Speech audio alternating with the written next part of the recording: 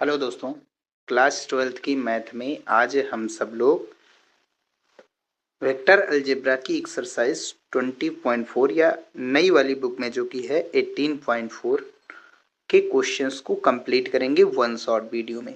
और ये क्वेश्चंस, ये जो वेक्टर अलजेब्रा पढ़ाया जा रहा है आप लोगों को, ये बालाजी प्रकाशन से पढ़ाया जा रहा है। ठीक है, चलिए शुरू करते हैं। तो पुरानी बुक से पढ़ा रहे हैं ताकि ज़्यादा से ज़्यादा क्वेश्चंस के बारे में आप लोगों को बताया जाए, करवाया जाए, सॉल्व करवाया जाए। ठीक है, तो जब सदिश राशियों का गुणनफल चैप्टर शुरू हुआ था तो उसमें हम सब लोगों ने पहले वीडियो में टोटल जितने फार्मूले यूज होंगे उन सभी को हमने बताया था।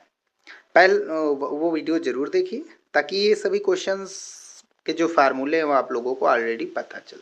ठीक, तो पहला क्वेश्चन है, सिद्ध कीजिए कि उस समांतर चतुर्भुज का क्षेत्रफल जिसके विकर्ण 2i cap plus 4j cap minus 5k cap तथा i cap plus 2j cap plus 3k cap है 11/2 √5 वर्ग इकाई होगा। ये हमको प्रूव करना है। तो हमने मान लिया कि जो वेक्टर ए है वो 2i cap plus 4j cap minus 5k cap है और वेक्टर बी जो है वो i cap plus 2j cap plus 3k cap. अब समांतर चतुर्भुज का क्षेत्रफल निकालने के लिए हम सबसे पहले ए वेक्टर क्रॉस बी वेक्टर निकालते हैं। आई कैप, जे कैप, के कैप। पहले ए है तो ए के गुणांक जो है आई का कितना गुणांक है 2। ठीक है, वेक्टर ए में जो गुणांक है उनको यहाँ लिखना है। तो आई का गुणांक 2, जे का गुणांक 4 और के का गुणांक -5। ऐसे वेक्टर बी का नीचे लिखेंगे, एक यहाँ कुछ नहीं तो 1 2 3 चिन्ह के साथ।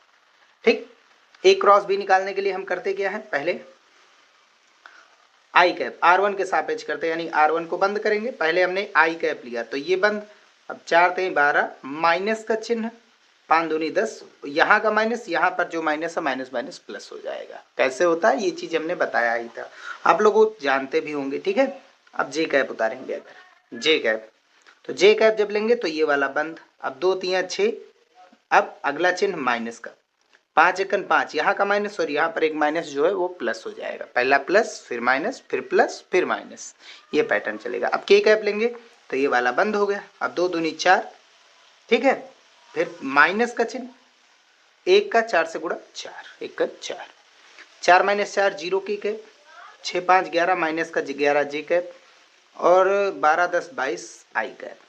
अब इसके बाद ए क्रॉस बी का हम मॉड निकालते हैं, यानी इन सभी का परिमाण। तो √22 का स्क्वायर प्लस यहाँ पर कितना है -11 का स्क्वायर, यहाँ पर के का मान कितना है 0 का स्क्वायर। सॉल्व करेंगे तो 22 का स्क्वायर 484 और 11 का स्क्वायर 121 होता है। तो टोटल कितना हो गया 605, जो कि होता है 11√5 का मान। ठीक है, अब समांतर चतुर्भुज का क्षेत्रफल। अब भैया एक चीज ये याद रखिए, ये जो ए और बी दिए गए ये दरअसल समांतर चतुर्भुज के विकर्ण है।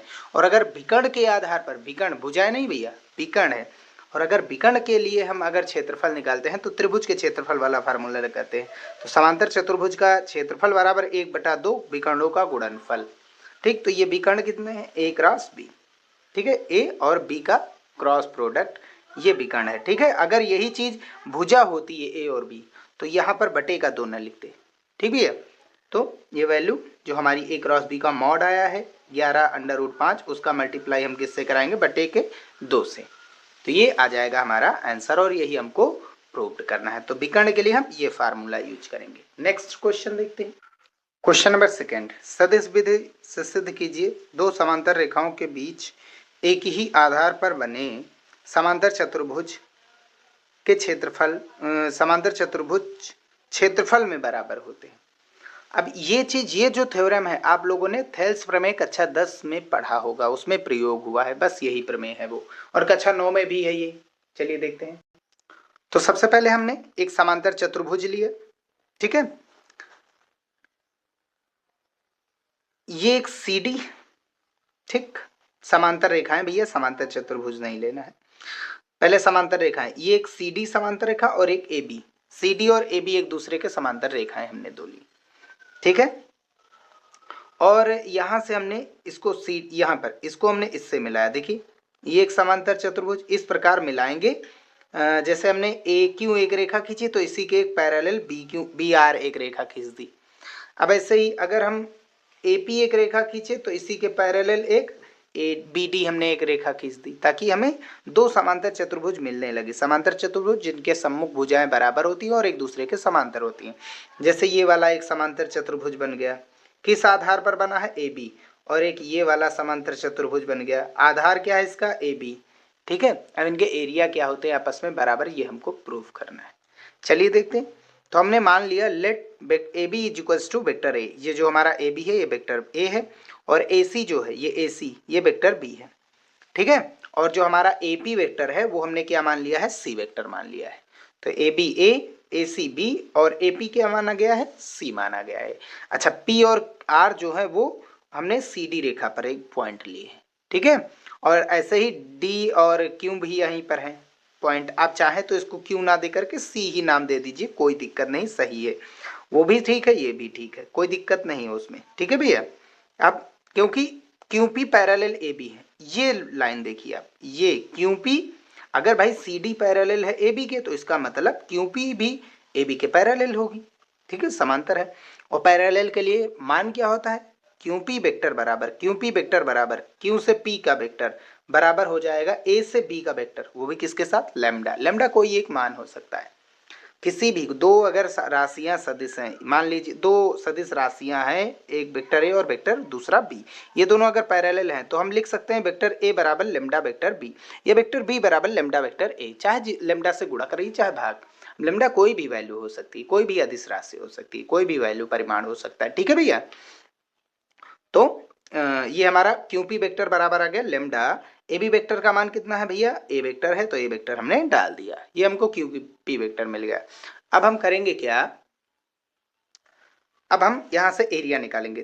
त्रिभुज ए क्यू पी या ए पी क्यू का क्षेत्रफल, ये वाला क्षेत्रफल निकालेंगे। और त्रिभुज का क्षेत्रफल, रुक जाइए भाई, क्षेत्रफल हमको चतुर्भुज का चाहिए, वो भी समांतर चतुर्भुज का। पहले हम यहाँ पर त्रिभुज रूल लगाएंगे। तो त्रिभुज नियम क्या है, इस वाले में त्रिभुज नियम लगाएंगे। एपी वेक्टर बराबर हम क्या लिख सकते हैं, A Q vector plus Q P vector. AP vector बराबर A Q vector plus Q P vector लिख सकते हैं ना भैया। एपी वेक्टर बराबर A Q plus Q P. अब भैया ए पी हमारा कितना है, वेक्टर सी हमने मान रखा है।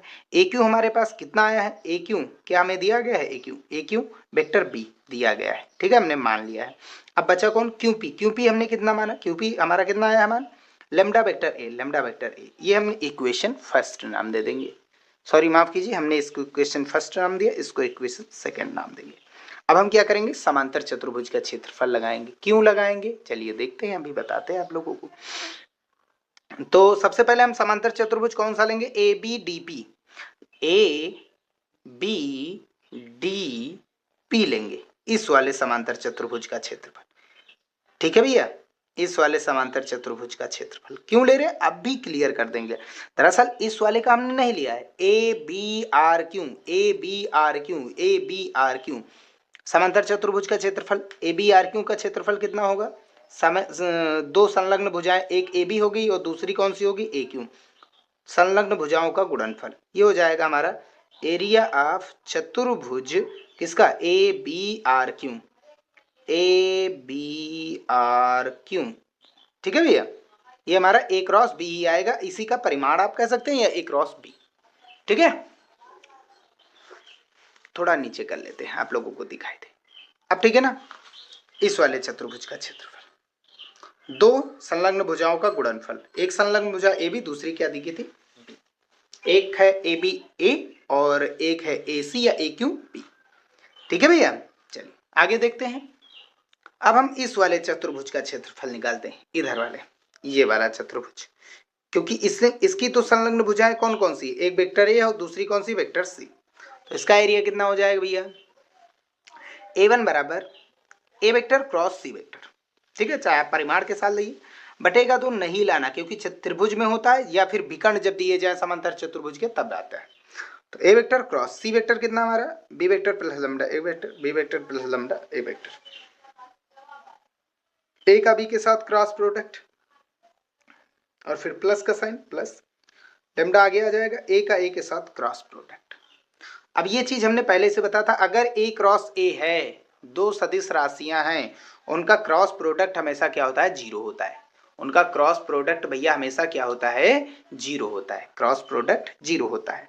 तो बचा कौन हमारा, ए क्रॉस बी, तो ये हमारा जीरो हो गया तो लेमडा भी काम खत्म, ए क्रॉस बी बचा, ये हमारा ए1 है और ए2 हम पहले से ही, ये हम ए2 नाम दिए दे रहे हैं, ए2 हम पहले से ही निकाल चुके, ए क्रॉस बी है, तो हम कह सकते हैं समांतर चतुर्भुज एक ही आधार पर ए बी पर दो समांतर चतुर्भुज बने थे, ए दो बने थे, एक ए बी आधार पर ये ए क्यू आर पी और दूसरा क्या बना था, ए पी डी पी, ठीक है, ए पी डी बी, ठीक है। एरिया मान लिया गया था ए1 और एक ए2, ठीक है। अतः हम कह सकते हैं कि ए बी आर क्यू यहाँ पर हमने लिख दिया है, ए क्रॉस बी होता है, ठीक है, ए क्रॉस बी होगा, तो ए1 और ए2 आपस में क्या है, इक्वल है, और यही हमको प्रूव करना था, ठीक है। चलिए आगे का क्वेश्चन देखते हैं। थर्ड क्वेश्चन देख लीजिए, सिद्ध कीजिए कि त्रिभुज जिसकी संलग्न भुजाएं वेक्टर ए बराबर 3i cap plus 4j cap तथा वेक्टर बी बराबर -5i cap plus 5i cap plus 7j cap का क्षेत्रफल 20/2 वर्ग इकाई है, ठीक है भैया। देखिए कितनी बार पूछा गया है, बहुत इंपॉर्टेंट एक्सरसाइज है, चलिए देखते हैं। तो हमने मान लिया जो 3i cap plus 4j cap plus 0k cap है, k कैप दिया नहीं गया तो 0 मान लेंगे, ठीक है, वो वेक्टर ए है, -5i cap plus 7j cap 0k cap plus का, इसको हम वेक्टर बी नाम देंगे। अब ए क्रॉस बी निकालेंगे, i cap j cap k cap, A के गुणांक यहाँ लिखेंगे 3 4 0 3 4 0 और बी के गुणांक -5 7 0 -5 7 0, ठीक है।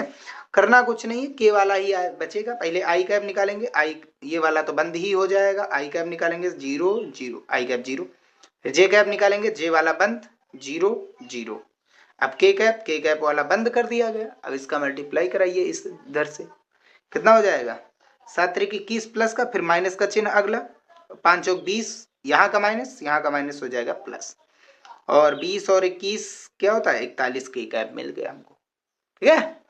चलिए ए क्रॉस बी का परिमाण निकालते हैं, तो अंडर रूट आई है ही नहीं, जे है ही नहीं, केवल कौन है के, रूट का 41 बाहर आएगा, स्क्वायर लगा ना, बाहर आएगा, रूट का 41 स्क्वायर बाहर आएगा तो 41 यूनिट आ जाएगा, ये हमारा मान हो जाएगा। ए क्रॉस बी स्क्वायर यूनिट आएगा बच्चा, क्योंकि दो सदिश है ना, दो सदिश स्क्वायर यूनिट। अब त्रिभुज का क्षेत्रफल चाहिए हमको, त्रिभुज का क्षेत्रफल 1/2 और ये A cross B mod of A cross B होता है, तो ए क्रॉस बी कितना है हमारा मॉड 41 और ये बटे का 2, भाग कराएंगे तो 20/1/2, यानी 41 का 2 से भाग कराएंगे तो 20/1/2 ही तो आएगा, 20.5 स्क्वायर यूनिट, ये इसका आंसर हो जाएगा, ठीक है। क्वेश्चन नंबर 4 पर देखते हैं भैया, क्या करना है, सिद्ध करना है, सिद्ध कीजिए कि बिंदु दिए गए हैं, ठीक है, 2i cap plus 3j cap plus 4k cap, i cap -3j cap plus 5k cap तथा -9i cap plus 6k cap समरेखीय हैं, ये दिखाना है हमको, प्रूव करना है। चलिए देखते हैं। तो हम मान लेंगे बिंदु दिए गए हैं तो ओ ए वेक्टर हो जाएगा, एक ओ बी हो जाएगा और एक ओ सी वेक्टर हो जाएगा, ये चीज याद रखिए। अगर बिंदु दिए गए तो ओ के सापेक्ष उनकी स्थितियां लिखी जाएंगी, अगर भुजा दिए जाएंगे तो फिर ए या बी के सापेक्ष सी के सापेक्ष स्थितियां लिखी जाती हैं। तो A vector 2i cap plus 3j cap plus 4k cap, और ये हमारा वेक्टर बी है, हमारा थर्ड वाला वेक्टर सी, ठीक है, उसमें आई कैप था नहीं तो हमने 0i कैप कर दिया। चलिए अगर हम भुजा की बात करेंगे तो भाई समरेख है ना, वो स्थितियां, भुजा की बात करेंगे अगर एक ए बी भुजा हो जाएगी, ए और बी मिलाएंगे तो ए बी बराबर क्या होता है ओ बी माइनस ओ ए, बी में से ए को घटाइए, एक यहाँ पर एक आई से 2i घटाएंगे, माइनस का 1i कैप, और -3 जे कैप है, और यहाँ घटाएंगे तो माइनस का 6j कैप हो जाएगा, चिन्ह बदल जाएंगे, तो जब घटाएंगे 3j माइनस का, ये घटाएंगे तो फिर ये माइनस का हो जाएगा, -6j हो जाएगा, 5k प्लस का घटाएंगे तो 4k माइनस का हो जाएगा, तो बचेगा क्या k कैप। अब AC निकालेंगे, दो ही भुजा का काम है, AC निकालेंगे तो क्या होगा OC माइनस OA, C में से A को घटाइए, 0 में से 2 घटाएंगे -2, -9 से 3 घटाएंगे तो हो जाएगा -3 यानी -12 जे कैप, और 6 कैप प्लस का, और ये घटाएंगे तो माइनस का 4k, तो बचा कितना 2k कैप, ठीक है, 6 - 4 2। समरेख के लिए क्या होता है, त्रिभुज का क्षेत्रफल 0 होता है, यानी ए क्रॉस बी का परिमाण कितना आना चाहिए 0 आना चाहिए, ए क्रॉस बी ही 0 होना चाहिए।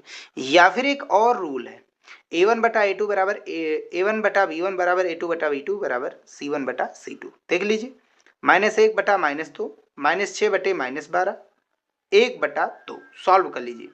यहाँ माइनस माइनस खत्म, 1/2 है, माइनस माइनस खत्म, 6 × 6 6 दूनी 12, यहाँ पर प्लस का 1, यहाँ पर 2, सभी के गुणांक क्या होंगे, बराबर बराबर आएंगे। तो आप ऐसे भी कर सकते हैं, इनके गुणांकों को भाग कराइए।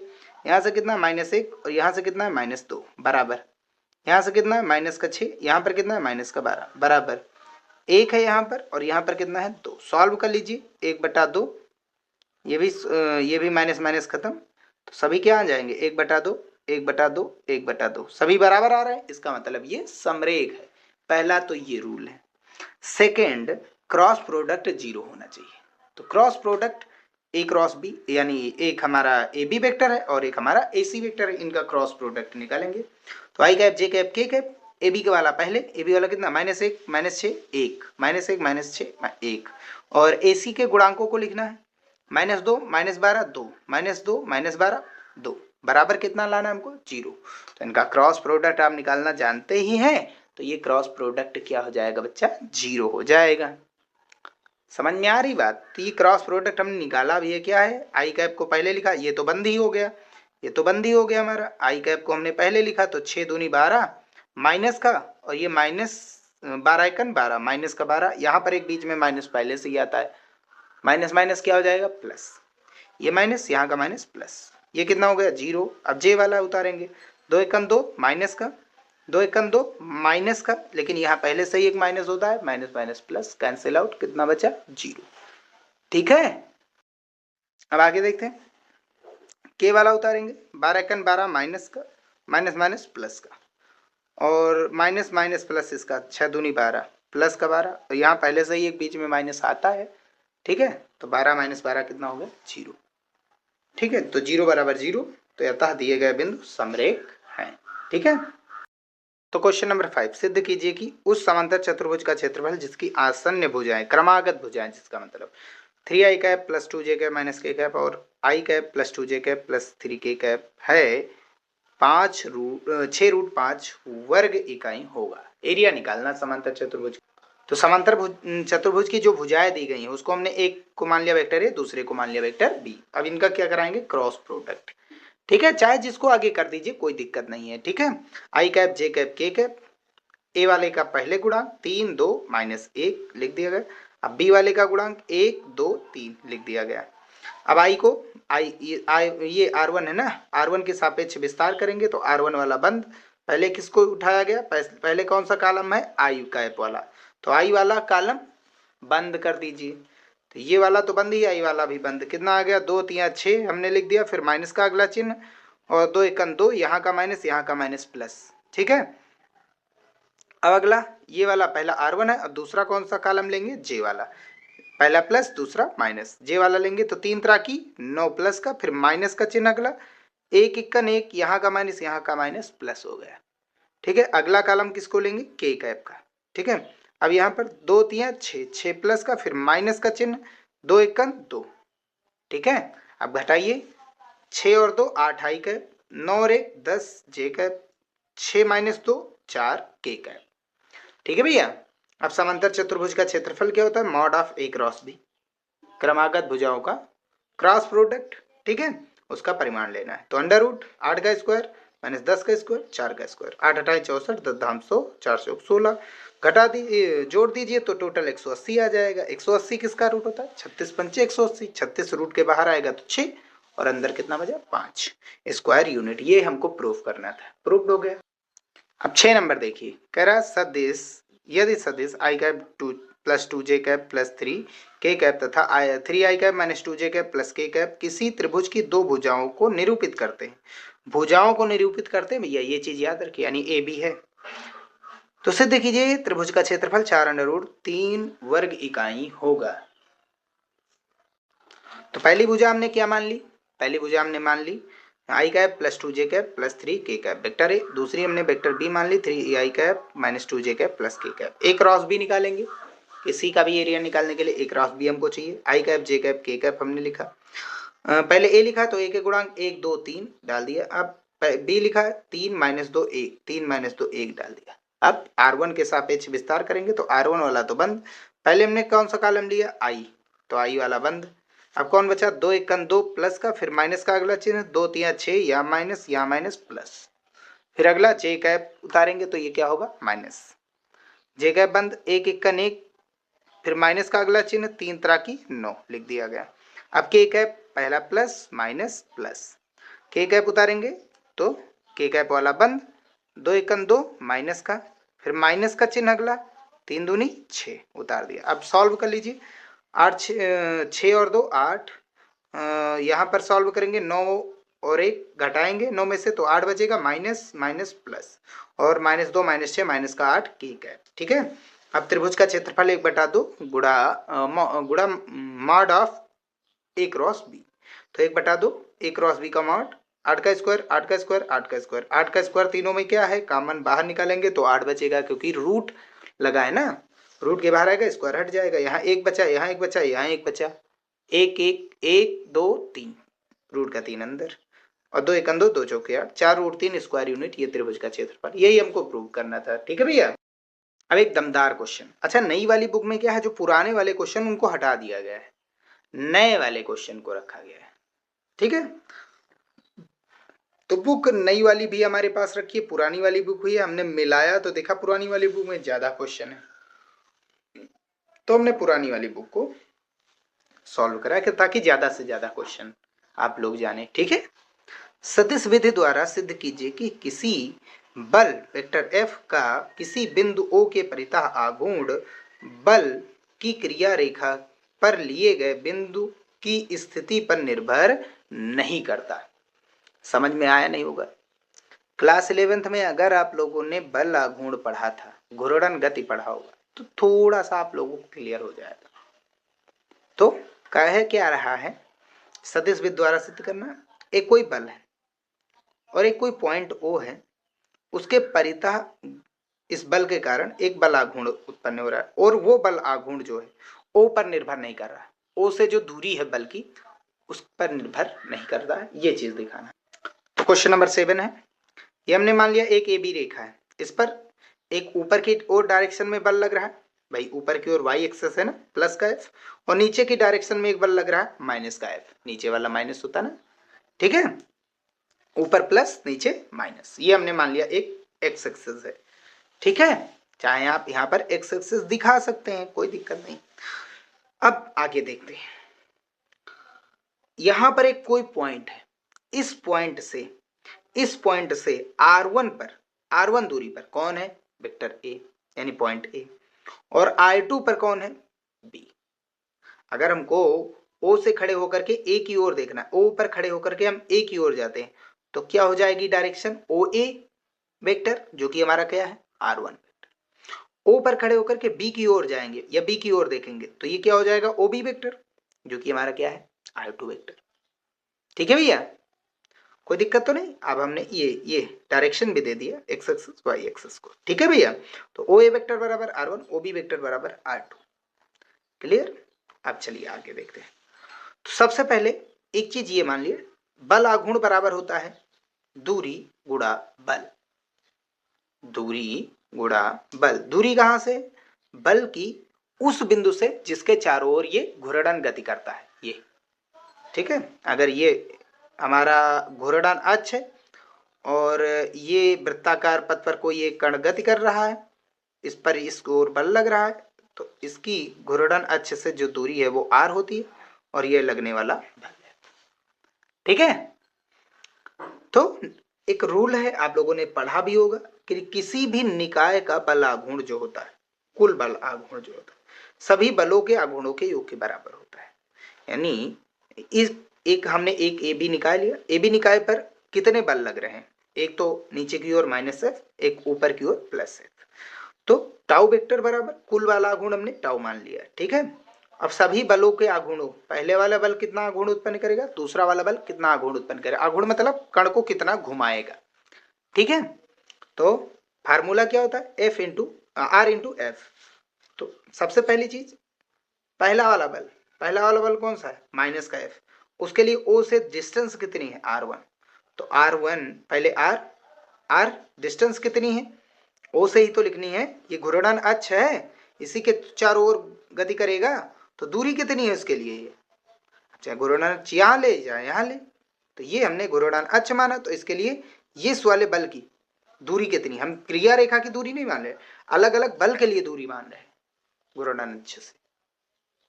ठीक भैया, तो ये दूरी कितनी है r1 और ये बल कितना लग रहा है पॉइंट ए पर -f। ठीक है, निकाय में दो ही बिंदु, एक ए और एक बी। ए पर बल कितना है -f और दूरी कितनी है r1। बी पर बल कितना लग रहा है प्लस का f और दूरी कितनी है बी की ओ से r2 रख दिया गया। ठीक है, ओ के परितः निकालना तो हमने यहीं पर मान लिया है। अब यहाँ पर f है, यहाँ पर f है, f वेक्टर हमने कॉमन लिया, r2 प्लस का होगा आगे, r1 माइनस का पीछे। अब यहां से त्रिभुज नियम देखिए, त्रिभुज AOB, इस वाले त्रिभुज क्या होता है, OA प्लस AB बराबर OB होगा कि नहीं होगा। भाई B पर हमको जाना है तो दो रास्ते, पहला OB डायरेक्ट हम जा सकते हैं, OB बराबर दूसरा क्या होगा, OA जाएंगे फिर O से A जाएंगे फिर A से B, OA plus AB, OA plus AB, OA plus AB बराबर OB होता है। ठीक है, हमको चाहिए क्या, AB चाहिए, AB चाहिए तो OA इधर आएगा माइनस का हो जाएगा। OA कितना है माना R1, OB कितना माना गया है R2 और R1 इधर आएगा तो माइनस का हो जाएगा, तो AB बराबर कितना हो जाएगा R2 माइनस R1। तो ये दरअसल R2 माइनस R1 जो है वो हमारा AB है, यानी दोनों बलों की क्रिया रेखा के ये पहला बल, ये दूसरा बल, इन दोनों के बीच की लंबवत दूरी, सबसे छोटी दूरी कौन है, AB ही तो है, ये है। तो टाउ वेक्टर बराबर क्या हो गया, AB को हम आगे लिखते हैं, दूरी आगे और बल कहाँ के पीछे। अब हम इस टाउ में, इस बल आघूर्ण में देख सकते हैं जो O से स्वतंत्र है। क्या इसके सूत्र में O है, दूरी पर ये निर्भर कर रहा है, नहीं, बलों के बीच की दूरी पर निर्भर कर रहा है। ये जो हमारा O है ये उस पर निर्भर नहीं करता है। ठीक है, ये आंसर हो जाएगा।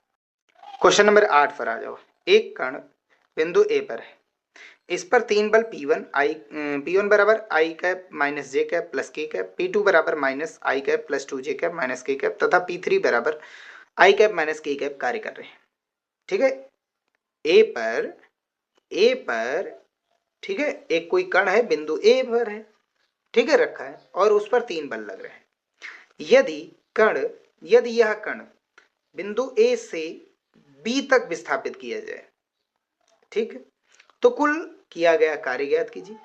जबकि A तथा B की स्थितियां 4i कैप, A की स्थिति है ये 4i cap minus 6j cap minus 2k cap तथा 6i cap plus j cap minus 3k cap, ये B की स्थिति है। पहले A की स्थिति और फिर B की स्थिति।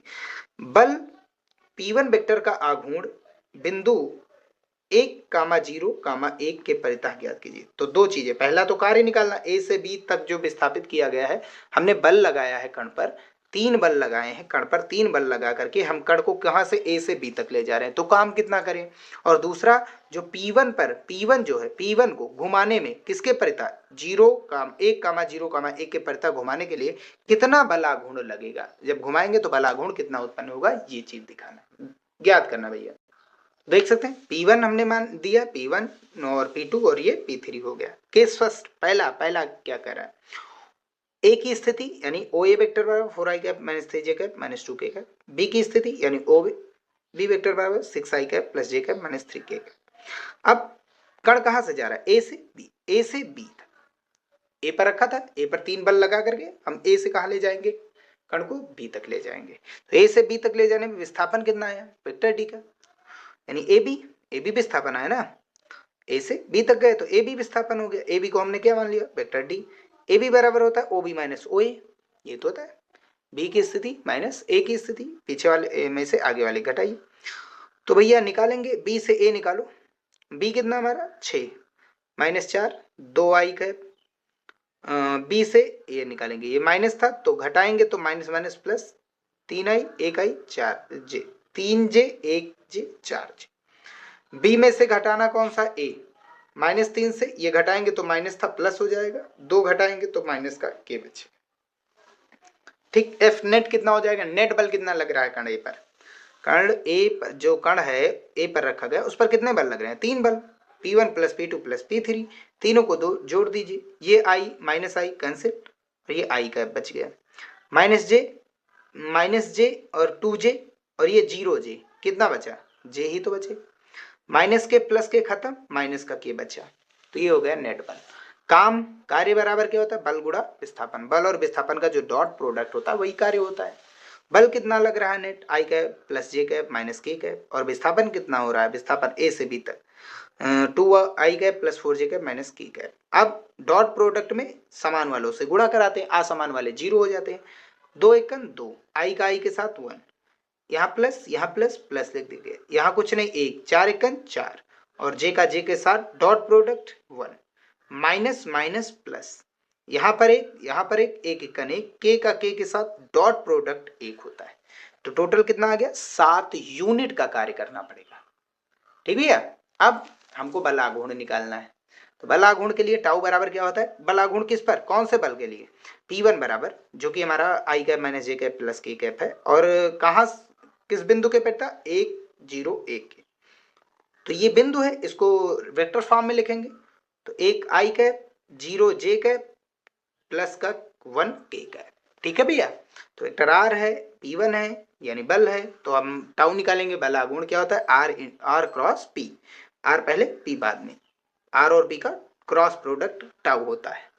ठीक है, और डॉट प्रोडक्ट कार्य होता है। ये सदिश होती है, वो अदिश होती है।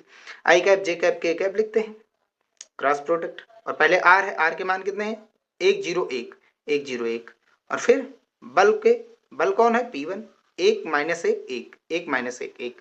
अब R1 के सापेक्ष विस्तार करेंगे, ये हमारा R1 हो गया।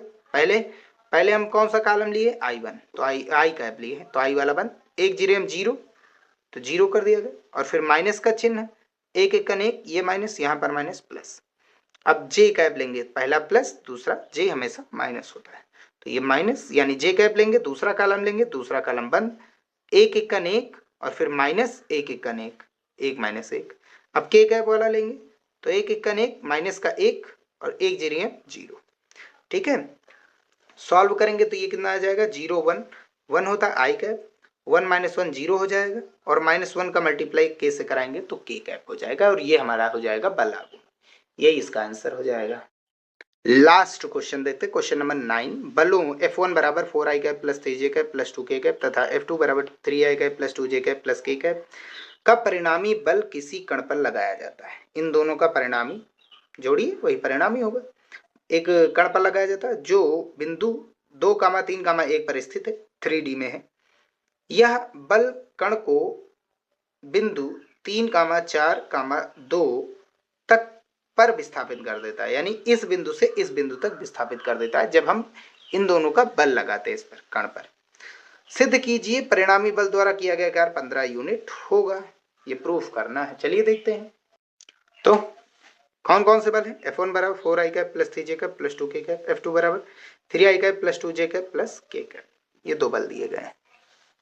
ठीक है, सभी प्लस है, हाँ ठीक। कण ए से कहाँ जा रहा है, बी पर, तो ए बी कितना हो जाएगा, बी माइनस ए। 3 में से 2 घटाएंगे 1, 4 में से 3 घटाएंगे 1, 2 में से 1 घटाएंगे 1, 1 कमा 1 कमा 1। वेक्टर डी बराबर कितना हो जाएगा, यानी ए बी, ये हमारा ए बी मिल गया ना। ए बी बराबर, ए बी को हम अगर वेक्टर फॉर्म में लिखेंगे तो 1 आई कैप 1 जे कैप 1 के कैप प्लस के साथ, सभी के चिन्ह प्लस। नेट बल कितना लग रहा है, एफ बराबर F1 प्लस F2, ये रूल है। यहाँ रूल नहीं लगाना दिशा वाला, ठीक है, डायरेक्ट जोड़िए। F1 और F2 को जोड़ दी, 4 3 7 आई कैप, 5 2 3 2 5 जे कैप, 2 और 1 3 के कैप।